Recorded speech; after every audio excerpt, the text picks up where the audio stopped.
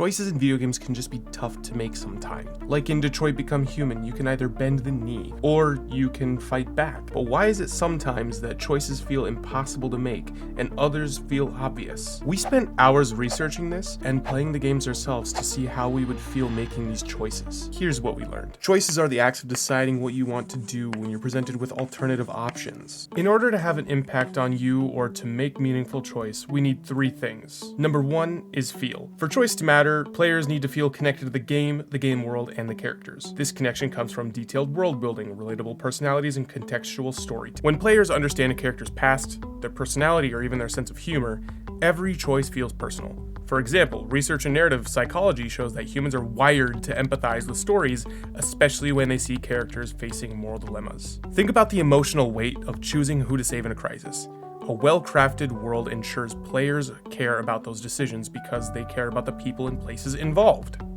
Number two, impact. Your choice needs to have consequences that actually affect the story in a meaningful way and at the right moment. Players want to see their choices ripple through the game world, creating consequences that matter.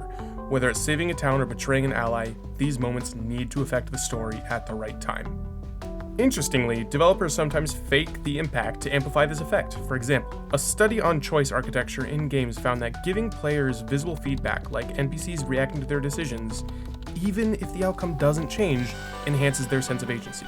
What that basically means is it feels more immersive when a character replies to your choice in dialogue differently than the other choice. But the best games go beyond this. When the choice truly alters the relationships, missions, or the world itself, this gives the player a sense of ownership over the narrative, and it's not just the game's story anymore. It's their story. And number three is permanence. Choice should feel heavy because their effects are long-lasting or even irreversible. Imagine choosing to ally with one faction knowing it locks you out of the other path. The permanence adds tension and makes players more deliberate and careful.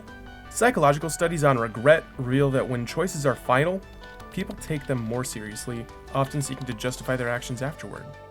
For developers, this means designing consequences that players will feel long after the moment has passed, whether it's an impactful story twist or a gameplay mechanic that evolves over time. A choice is meaningful if it opens up options towards the end of the game, or somewhere later on that other choices don't. As long as after selecting the choice you think about what would have happened if I chose the other option, the game dev has succeeded. Here are just a couple different choices that you have to make in some video games. Moral choices, like having to choose to pick between two people, or having to kill one to save two. Another one is like strategic, choosing to kill this person so that you don't have to kill them or deal with the problems that they create later on in the game. Developers have two approaches to tackling games like these: creating extensive branching paths with multiple outcomes, like in Detroit Become Human, or employing the technique of faking choice. Faking choice is a clever design strategy often used by studios like Telltale Games. Rather than building numerous endings, which can take years of development, these games focus on altering minor details based on players' decisions while maintaining the core storyline. For example, NPC reactions, dialogue changes, or slight variations in events that create the illusion that your choices are shaping the plot. A study on interactive storytelling, show it on screen right here, highlights that as long as players believe their decisions matter, they are more likely to feel invested in the narrative. This approach demonstrates that meaningful player agency doesn't always require branching paths. It's about crafting a world where even small decisions feel impactful.